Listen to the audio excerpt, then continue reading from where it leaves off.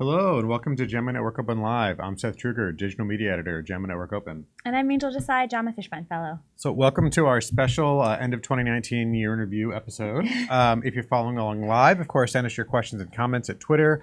Just add us at JAMA Network Open or send your questions or comments on the video comments at LinkedIn or YouTube or Facebook. That's the other one. And first off today, we've got our trends in prescription analgesic use among adults with musculoskeletal conditions in the United States, 1999 to 2016. And we have first author, Dr. Andrew Stokes with us. Welcome, Dr. Stokes. Thank you for having me. Oh, great. We're really glad you could join us. And this is a really interesting paper. So tell us a little bit about yourself and why you did the study. So my name is Andrew Stokes. I'm a demographer and epidemiologist from Boston University School of Public Health.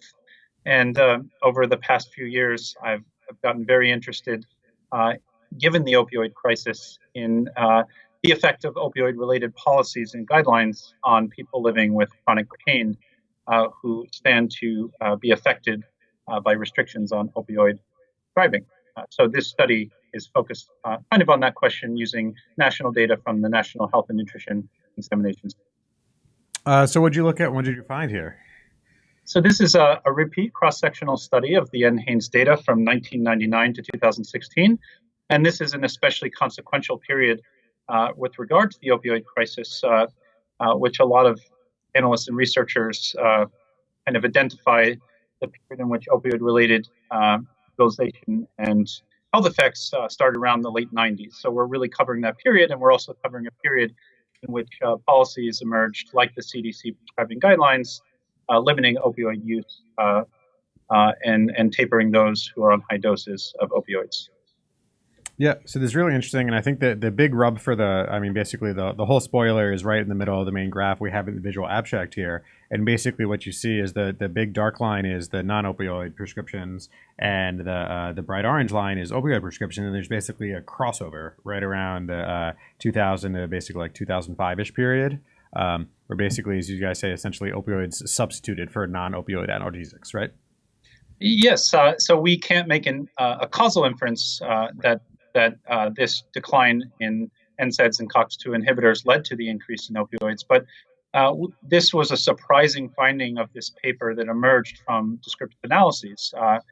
When Vioxx came onto the market in 1999, it was part of a new class of anti-inflammatory drugs called COX-2 inhibitors. And these were supposed to be painkillers without the gastrointestinal side effects of other NSAIDs, such as aspirin and ibuprofen. So it was a really hopeful time for people living with chronic pain that this would be a magic bullet for management. But unfortunately, in 2004, Merck withdrew that drug amid mounting evidence that long-term Vioxx use significantly raised the risk of heart attack and stroke.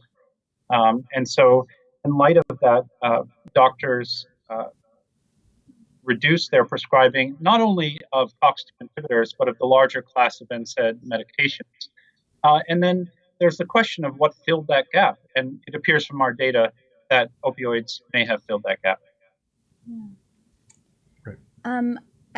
When I read this, and I think clinically, when I think about pain, and particularly chronic pain, I think it's a really hard thing to characterize sometimes. And I'm just wondering how you went about measuring pain specifically in this study.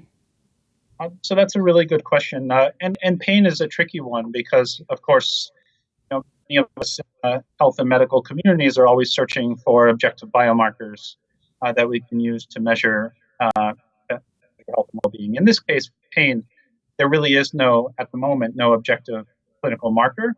And so we rely generally on self-reported data. But what we've done here that's pretty unique is that we've looked at functional limitations that co-occur alongside musculoskeletal conditions. So we identify a cohort of people in each of the NHANES waves that have a problem with stooping or crouching or walking up steps that they attribute personally to musculoskeletal conditions like back pain, neck pain, or arthritis. Interesting.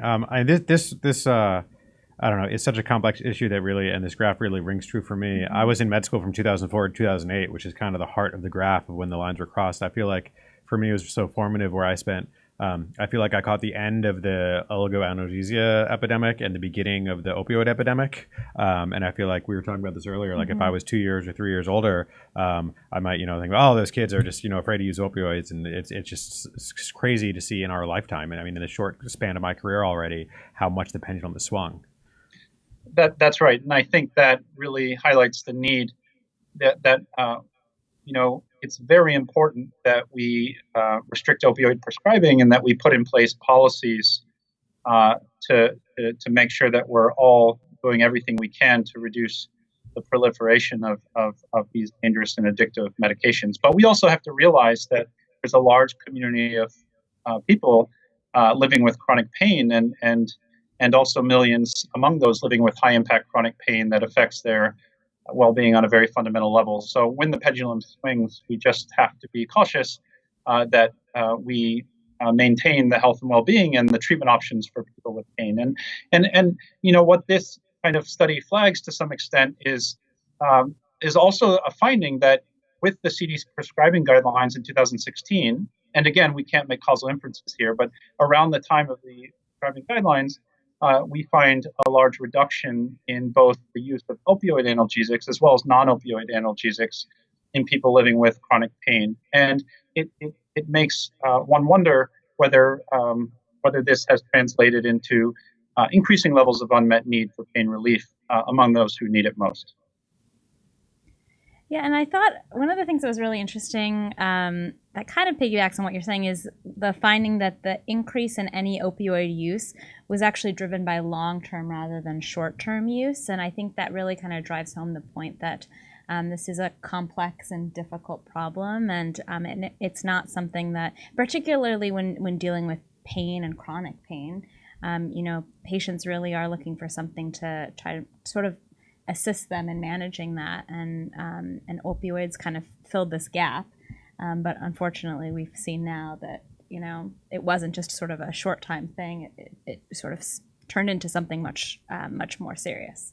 Right. So that's exactly right, and so it does appear that the trends in opioid use are mainly driven by those experiencing chronic as opposed to acute pain. One thing that's really important to highlight, I think, about these results is that although the focus was on trends, there were certain subpopulations in our study that had appeared to have higher unmet need for pain management across the board throughout the entire period of study. So there are some groups that had increased opioid prescribing and then decreases over time. But there's some groups that just had uniformly low levels of opioid and non-opioid prescribing over the period, and in particular, that included non-Hispanic Black adults living with chronic pain. So that clearly points to the need for more research on disparities and whether non-Hispanic Black patients with pain are receiving the treatments they need, or whether there are sources of either structural or personal racism that may be limiting the availability of these medications to them. Absolutely. Right. Not in this context specifically, but I've heard people kind of wax kind of cynically that, vulnerable groups like underrepresented minorities who, are essentially paradoxically protected from side effects in situations like this, less likely to be overprescribed opioids per se. When really I think there's, that's just markers of things like access to care, or, as you say, structural barriers to care and structural racism, et cetera, where it's basically, you have less surgical side effects if you don't have access to surgery. That's not necessarily a good thing. That's right. I think, instead of framing it like that, we need to consider the consequences of having unmet need for pain relief. There are studies that have shown a strong link between unmet need for pain relief with suicidal ideation and completed suicide. And so it's very concerning that non-Hispanic Black adults with chronic pain were not being prescribed at the rates of non-Hispanic whites, even if there were some potential reductions in opioid-related mortality in those groups. So we need to look at the full picture here, not these supposed unintended benefits. Yep. Well, I guess on the upside, I always like data that resonates with my experience. It's always nice when things make sense. And I will say, over the last couple of years, I've certainly seen, at least for instance, in our emergency department, where we used to have a pretty low threshold to prescribe most people, up to like 20 tablets of something like hydrocodone and acetaminophen. And now not only is the threshold to prescribe overall a lot higher, and we're just giving fewer patients pain medications. I think if I remember correctly, we've dropped from like 16% to 8% of ED visits and get a home prescription, but also just the numbers have dropped. And, instead of a standard 20 pills, a standard like 8 to 12 pills. And that's what you see in your graph too, just that orange line dips down. The prescription non-opioids are dropping down too. But, unfortunately, NHANES doesn't capture over-the-counter data. That's right. So we don't capture over-the-counter data. And also importantly, we can't conclude whether those large declines are leading to higher levels of unmet need, or if people are shifting to, let's say, non-pharmacologic pain management therapies such as physical therapy. So we really need more comprehensive data to see what's filling the gap for those who are no longer using pharmacologic or at least analgesic medications. Yep, and physical therapy is a whole other can of worms. Yeah. Which, I think it's good to see we're having people get a lot more access to physical therapy, but unfortunately that seems to be, I say politely, probably ahead of the data. Well, great. Well, thank you so much for joining us, but don't hang up yet, because as we go to our special year in review, there's a happy coincidence here. So just as an intro to our viewers, so we're taking advantage of the end of the calendar year is upon us. So we looked at the most popular articles by page views and most popular articles by altmetrics and a few other things to kind of put together where the kind of year in review, kind of top articles of the year. And first we have a handful of honorable mentions. And the first paper we have, Dr. Stokes happens to be, this is a pure coincidence, senior author of, and it's the association of electronic cigarette use with subsequent initiation of tobacco cigarettes in U.S. youths. And I believe we talked about this on the show when it came out. But this art is a really interesting article that tracked basically kids who hadn't smoked. Their first tobacco product was an e-cigarette or other non-cigarette, and basically found, this is observational data, so we can't say it's causal, but there were people who smoked e-cigarettes first were more likely to be smoking cigarettes down the road. Does that sound about right? That's right. And we look at the implications of our findings for population level cigarette uptake. And we estimate that approximately 45,000 current smokers in the U.S. over the last 2 years may have started combustible cigarette use after initiating. So the youth vaping epidemic is not only a problem in terms of exposure to the contaminants and toxins in vape, but also the potential to lead to subsequent combustible cigarette use, which we know is extremely risky for health. Yeah, and I don't think we have definitive causal data showing that kids who start vaping end up smoking combustible cigarettes, but there seem to be a lot of signals in that direction, and unfortunately it seems like we're going to be reversing all the gains we made in decreasing youth and lifelong smoking, which is very, very sad. Yeah, it's very timely. Yeah.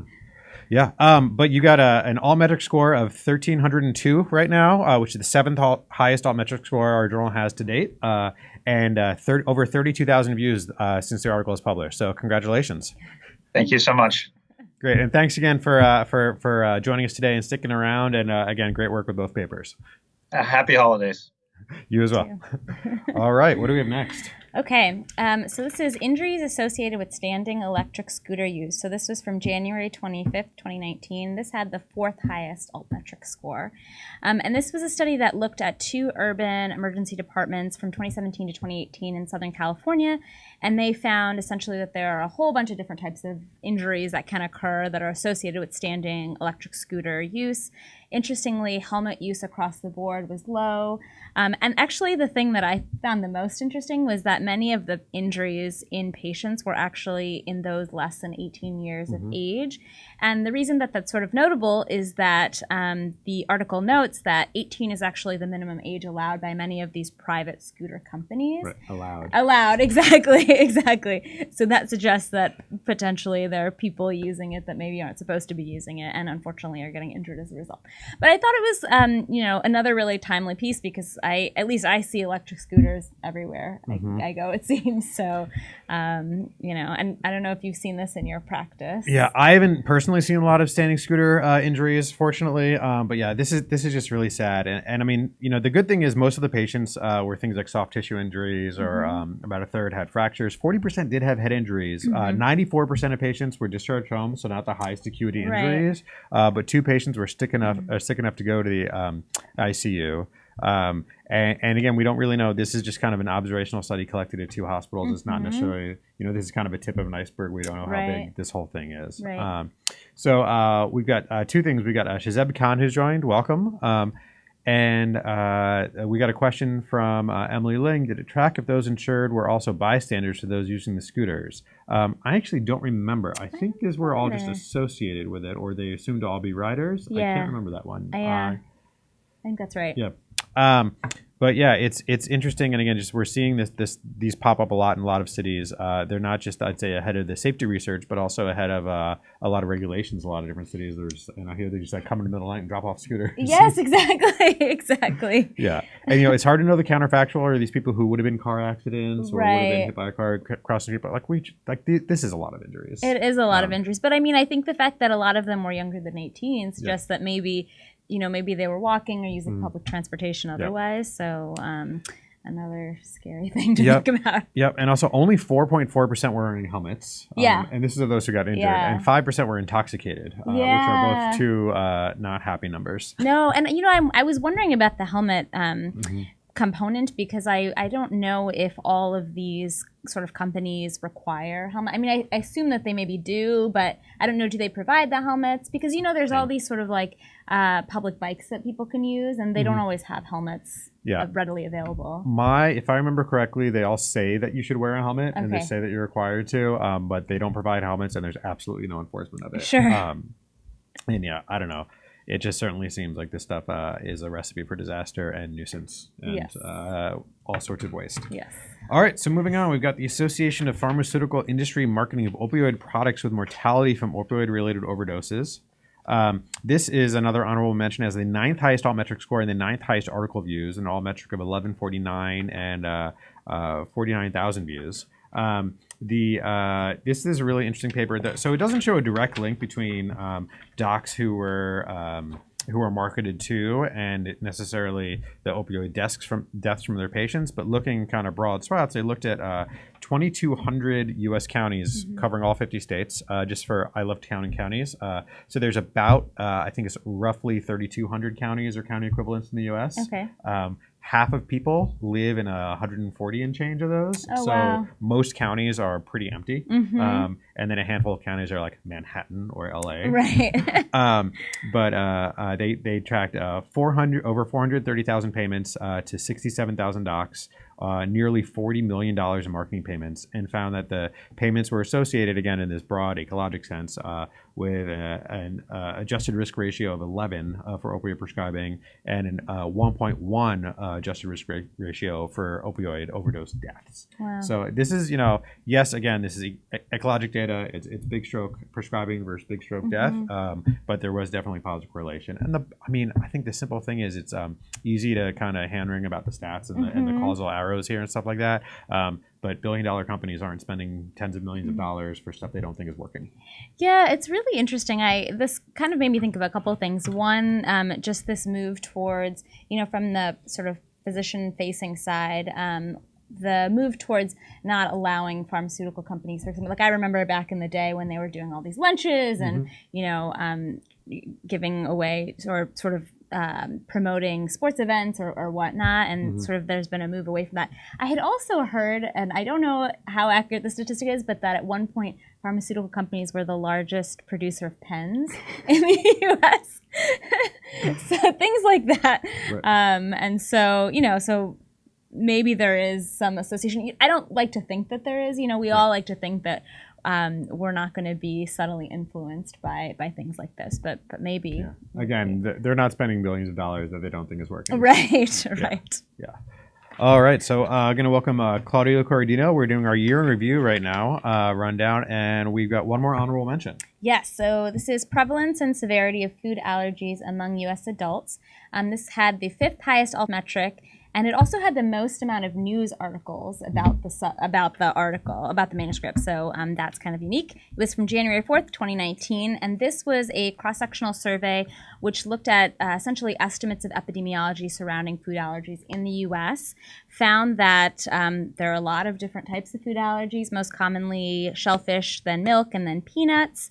It also estimated that over 26 million U.S. adults actually are food allergic, so this was about 10.8% of all U.S. adults, versus 19% of U.S. adults actually believe that they have a food allergy. So I thought that that was sort of interesting, and we were kind of talking about it before for two reasons. One, there's so many people have food allergies, but then also there's so many people that believe they have food allergies as well. Yeah, I found it interesting that the prevalence they found was about twice as high as we think it is, but then twice as many people think they have an allergy. Yes, which is really interesting. But yeah, 1 in 10 people is a really high number of people. It is. The other thing that was really interesting is it's really hard to figure out if people have allergies or not. It's one of those hard things. There's no real, like, the gold standards are very tough to do, especially on a large scale. And they did a really interesting survey where they basically asked people very specific questions about what kind of symptoms they had, what kind of treatment they had for it, what happened to them, and had this really, I guess,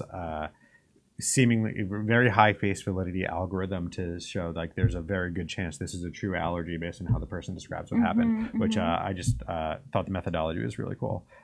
Also, the other thing that was really interesting to me was that half of the adults with food allergies developed their allergies as an adult. Which very interesting. Yeah, which I think I actually just had a friend on Twitter who was talking about that. They think they might have developed a shellfish allergy, and it was like, oh no, that's an adult thing. Like that's a normal thing to do as an adult. We don't talk about that much. And I wonder, and we don't really understand the sort of pathophysiology behind that or why that's happening. I don't either. I will say, the other thing I really liked about this article is that we don't actually have, as you were sort of mentioning, we don't really have a lot of good data. It's hard to collect data on food allergy, so it was kind of nice to see something of this magnitude out there on data. Yeah, absolutely. And one more thing, I am so sorry I forgot to mention this with the electronic cigarette paper. One of the cool things I found out looking at the alt metrics is that that paper actually made it into a WHO report on the global tobacco epidemic. Which is always nice to see, not just good research out there, but that somebody's using it in some sort of realistic way. Yes. Which is very cool. And thank you, Eric, for catching that and going back and getting the graphic up there. All right, so now we've got the top five, the creme de la creme. So these are the top 5 articles by article views. I believe these also happen to be the top 5 altmetric ones, which is not surprising. I think there was one reversal in order in the middle, but nothing major. So we're going to count down from 5 down. So the first one up was we have the association of neurocognitive and physical function with gait speed in midlife. There's an alt metric of 1252 and nearly 67,000 article views. We talked about this on the show. It was a 5-decade cohort study in New Zealand, which is just impressive for following people for half a century, for one. They measured gait speed when people were 45 years old and found that slow gait speed correlated with things like loss of brain volume and cortical thickness, as well as neurocognitive functioning, which a lot of people have a decline from childhood into adulthood, but also it correlated with declines as early as 3 years old, which is fascinating. So obviously this doesn't mean if you walk more slowly you're going to get Alzheimer's or anything like that, but that this might be a marker of some similar neuroleptic process or cognitive complications or something like that we don't understand. But it's just kind of really cool intersection of a bunch of different things. Absolutely, and I'm always impressed when studies like these are able to involve sort of like neuroimaging or just neurocognitive functioning. Just thinking about that and how, I don't really know anything about that, but people that do, I think it's really fascinating just to see those kind of potential associations, and also thinking just about, we think about often sort of acute injuries to brain health, but this was sort of nice because it kind of looked at lifelong brain health and the changes that occur over time potentially. And I liked it was the kind of the multiple outcomes of both the imaging measurements of things like brain volume and cortical thickness, but also the functional things like how people do neurocognitive tests. Definitely. Because it's not a Network Open paper. It was a great paper about fMRIs and dead salmon, which turns out they can sense emotions. So they put the dead salmon through the MRI. Through the fMRI. And it was basically a test in false positives. All right, what's number 4? Okay, this is association of leisure time physical activity across the adult life course with all-cause and cause-specific mortality. So this is from March 8th, 2019. They had 72,000 views. This was a prospective cohort study. It was using data from the NIH AARP Diet and Health study, and they found that leisure time physical activity from adolescence to adulthood was associated with a somewhere between 29 to 36%, as they estimated, lower risk for all-cause mortality, but also, and this is maybe good news for people, that increasing physical activity during midlife when you've previously not been as physically active is also associated with about a 32 to 35% lower risk of mortality as well. They didn't, I believe, this was specifically, I think, all-cause mortality, if I'm recalling. It was all-cause, and there were some cause-specific ones, but those numbers were for the all-cause. Right. Yep. Yeah, this was fascinating, and I think we talked about this when it came out. This observational, we don't know which way, how much of this is just signs of health versus the physical activity making people healthy. I mean, we have a pretty good understanding from other data that physical activity is good for you. Right. But some of this just might be that people who are healthy enough to exercise in their leisure time and people who are wealthy enough to have leisure time to exercise in, that people, but one more sign that exercise is good for you, and it's never too late. Yes, exactly. All right. Next up, number 3, we've got the association of sugary beverage consumption with mortality risk in U.S. adults, with an alt metric of 2021 and over 90,000 article views. This is, again, a really interesting paper. They looked at 13,000 people in the Big Regards study. And basically, these are people without coronary heart disease, type 2 diabetes, stroke, or TIA. At baseline, they enrolled them, followed them for a number of years, every 6 months they enrolled from 2003 to 2007 and followed them for 6 months from 2013, and the study was looking for stroke risk factors and disparities there. But basically, they found a big difference in sugary beverage intake and mortality. And basically, first of all, the scariest thing here is that 97.4% of people were drinking sugary beverages in the study. Yeah. That included both sodas and juices. Yeah. 81% of people drink sodas and got 4.4% of their calories from sodas by their estimates. They only counted 100% fruit juice in these numbers, so actual good squeezed juices, not concentrate, not purple stuff. 94% of people were drinking that, accounting for 4% of calories. And they actually found that both of those, so basically sodas and 100% fruit juice, were associated with higher all-cause mortality, which is fascinating. It's really interesting. And I think one of the kind of unique things about this study was specifically that breakdown of also looking at fruit juice, because I think there have been some research in the past that have looked at sort of sugar-sweetened beverages in general. But I thought that kind of sort of breaking it out a little bit further was really interesting. And if I recall that they specifically found this association with all-cause mortality, but they weren't able to say, or they did not find that association with cardiovascular health. Is that right? Yeah, the confidence intervals. Yeah, the confidence intervals crossed 1 for coronary heart disease. Right. So, which is interesting. But some of them. I mean, there's all sorts of limitations in this. Yes. It's dietary research. Even the best dietary research, it's asking people about their habits, extrapolating from there, and there's all sorts of confounders in there. But again, it's I mentioned before, my wife's a dietitian. She's basically long talked about how fruit juice is one of those things that seems like it's healthy, and is probably just more extra calories than anything else. Yeah. Yep. It's sort of interesting because I feel like for such a long time, especially with young kids, we were sort of like pushing the fruit juices, but not necessarily the best thing to do. I grew up drinking tons and tons of orange juice. Oh, yeah, absolutely. Yep, absolutely. All right. And we've got, what's the number 2? Okay, so second, we have the association between life purpose and mortality among U.S. adults older than 50 years. This is from May of this year. It's had more than 112,000 views as of this morning. And they used data from the health and retirement study to look at the association between life purpose and all-cause or cause-specific mortality among older adults in the U.S. They found that life purpose, and the way that they sort of defined life purpose was through a questionnaire. They found that having a life purpose was significantly associated with all-cause mortality, meaning that if you compared the lowest life purpose with the highest life purpose, there was a difference there. So a purposeful life may have health benefits, I think is how they concluded the paper. Sorry, that was a little convoluted. But yeah, no, it's tough. And I think we talked about this when it came out in May. But basically, it's really hard to know which way the hours are going. Yes. People who are healthy tend to be, happier and feel like they have more of a purpose, et cetera, et cetera. But it's certainly interesting. Yes. I think it in some ways like it makes a little bit of sense, having life purpose, being happy, all of these things are good for you. Yeah. And also if you have purpose, are you more likely to do healthy things like exercise and avoid fruit juice? Yes. Exactly. Right. Speaking of exercise, I just want to say that altmetric score is 1839. And that was our second highest our third highest. The sugary beverage one was the second highest at 2000. The cutoff to get into the top 100 altmetrics for 2019 is 2334. Our final paper, our top paper by both article views as well as by altmetrics, is the association between push-up capacity and future cardiovascular events among active adult men. This has an altmetric score of 3692, which makes it the 26th highest altmetric score for all of altmetrics for the year for 2019. They had 139 news stories, nearly 4,000 tweets about this article, and it got 542,000 page views. Wow. Which is, amazing. That is just a ton. There are literally millions and millions of papers in altmetrics, and this is the 26th highest. And it's not surprising because it's about firefighters doing push-ups. Exactly. This is one of those studies where it's not I think the most groundbreaking science, but it's interesting and certainly understand why it's on dozens of news shows or news articles about it.